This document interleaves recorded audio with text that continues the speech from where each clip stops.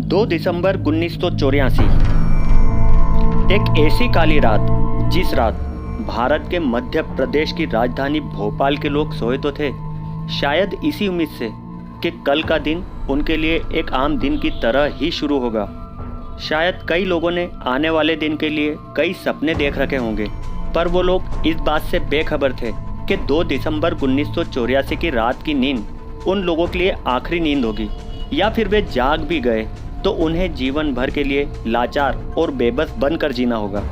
2 दिसंबर 1984 एक ऐसी भयानक रात, जिस रात भोपाल शहर ने मौत का तांडव खेला था, और खेल भी ऐसा जिसने बूढ़े, जवान, महिलाएं, बच्चे, यहाँ तक कि जानवरों तक को नहीं बख्शा।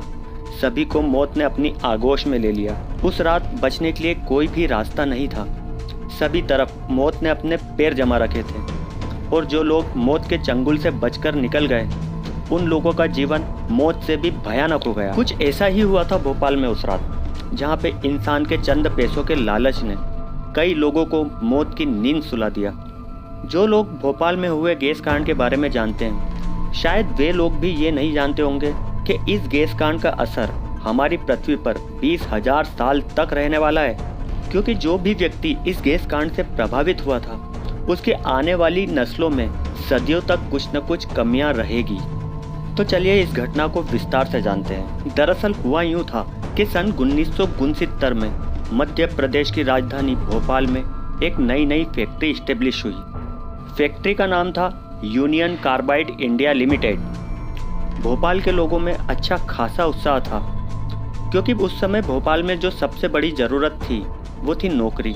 और जाहिर सी बात है, इस कंपनी के लगने के बाद लोगों को नौकरियां मिलने वाली थी, जो कि एक पेस्टिसाइड यानी कीटनाशक बनाने वाली कंपनी थी। पर कोई नहीं जानता था कि ये कीटनाशक बनाने वाली कंपनी भोपाल के लोगों का ही नाश कर देगी। कंपनी शुरू हुई और सैकड़ों लोगों को नौकरियां भी मिल गई, परंतु कई वर्करों को इस खतरनाक काम के बारे में कोई नॉलेज नहीं था।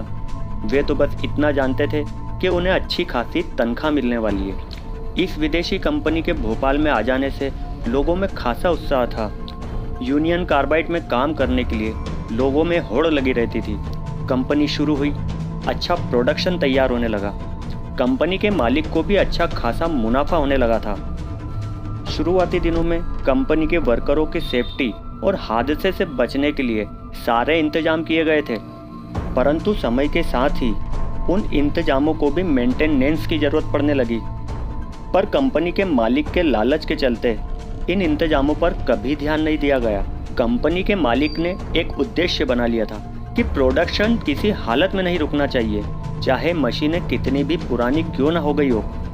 परंतु कहते हैं, मुनाफा अक्सर मालिक को अंधा कर देता है। कंपनी में ऊंचे पद पर बैठे अधिकारी अपने निचले वर्करों की चिंता छोड़कर सिर्फ इस बात पर ध्यान देने में लग गए कि प्रोडक्शन कितना हो रहा है। Union carbide India limited company methyl isocyanide यानी MIC केमिकल का निर्माण करती थी। अगर आप इस केमिकल के बारे में जानते हैं तो ये भी ज़रूर जानते होंगे कि ये दुनिया के सबसे खतरनाक केमिकलों में से एक है, जिसे मात्र सूंघने से ही इंसान की मृत्यु हो सकती है। और यूनियन कार्बाइड कंपनी इस केमिकल का 42 टन से भी ज़्यादा स्टॉक अपने टैंकों में रखा करती थी। अब जरा सोचिए, जिस केमिकल के सूंघने मात्र से ही इंसान की मृत्यु हो सकती है, उसका इतना बड़ा स्टॉक कितनी बड़ी तबाही मचा सकता है। भोपाल के लोग इस बात से बेखबर थे कि उनके शहर के बीचों बीच ये केमिकल, या फिर यूं कहें कि एक टाइम बम रखा हुआ है। और इधर मालिक के लालच और प्रोडक्शन के चलते सभी सेफ्टी की इन चीज़ों को नज़रअंदाज किया जाने लगा। परंतु टाइम बम फटता ज़रूर है, और हुआ भी ऐसा ही। 2 दिसंबर 1984 की रात को 12 बजे के लगभग अचानक भोपाल के लोगों को अनकंट्रोलेबल खांसियाँ शुरू हो गई। पूरे शहर के लोगों को खांसियों के साथ मुंह से खून निकलने लगा और आंखों में जलन शुरू हो गई। किसी को कुछ भी समझ में नहीं आ रहा था कि आखिर ये हो क्या रहा है। कुछ देर के बाद लोगों को पता चला कि भोपाल के सबसे बड़े प्लांट से MIC लीक हो गई है। सारे शहर में भगदड़ मच गई। महज 1.5 घंटे के अंदर ही इस गैस ने भोपाल के 8 किलोमीटर के दायरे को अपनी गिरफ्त में ले लिया। सांस लेना इम्पॉसिबल हो गया था। अपना सब कुछ छोड़कर लोग शहर से दूर भागने लग गए, ताकि इस प्लांट से दूर जा सके, परंतु वे भी कामयाब नहीं हो सके। शरीर स्किन छोड़ने लगा था और पूरी के पूरी आंख महज 4 सेकंड के अंदर ही सफ़ेद होने लग गई थी और भागना तो दूर की बात है, दिखना भी बंद हो गया था।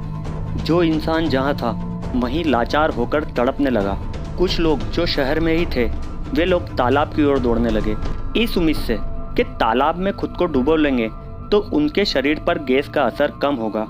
परंतु वो बदकिस्मत लोग ये नहीं जानते थे कि MIC गैस और पानी का जब मिलन होता है तो पानी तेजाब के रूप में बदल जाता है। खुद को बचाने के लिए सैकड़ों लोगों ने तालाब में छलांग लगा दी, परंतु इस पानी ने उन लोगों के शरीर को कुछ ही मिनटों में गला कर रख दिया।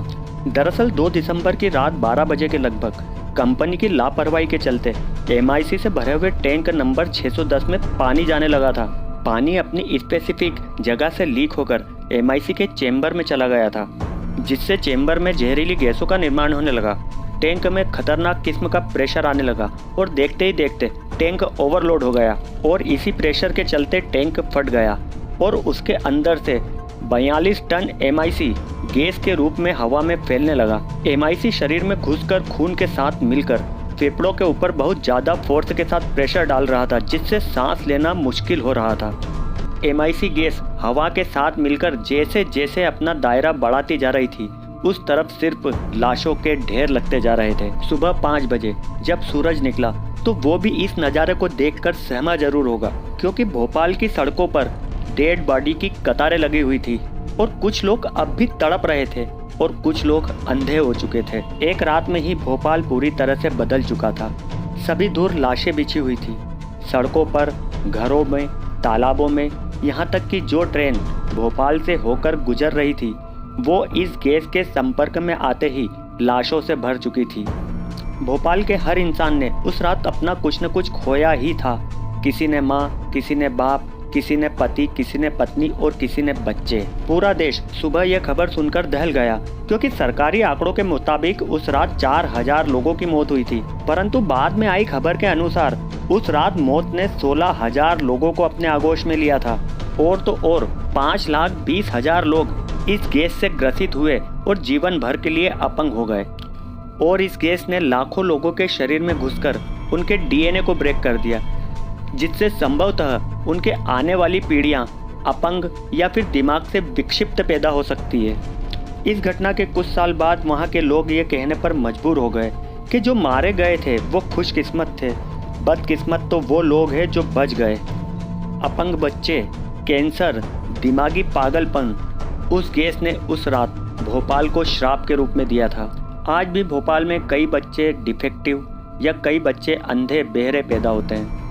आज भी भोपाल के कई लोगों को रेगुलरली डॉक्टर के पास जाना पड़ता है। इस घटना के इतने साल बाद ये कंपनी आज भी जीर्ण शीर्ण हालत में उसी जगह पर स्थित है और वेस्ट और रस्टेड ऑयल आज भी आप यहाँ पड़ा हुआ देख सकते हैं। आज भी फैक्ट्री के आसपास के कई हिस्सों में हैंडपंप और ट्यूबवेल में पानी में केमिकल की मात्रा बहुत ज़्यादा पाई जाती है।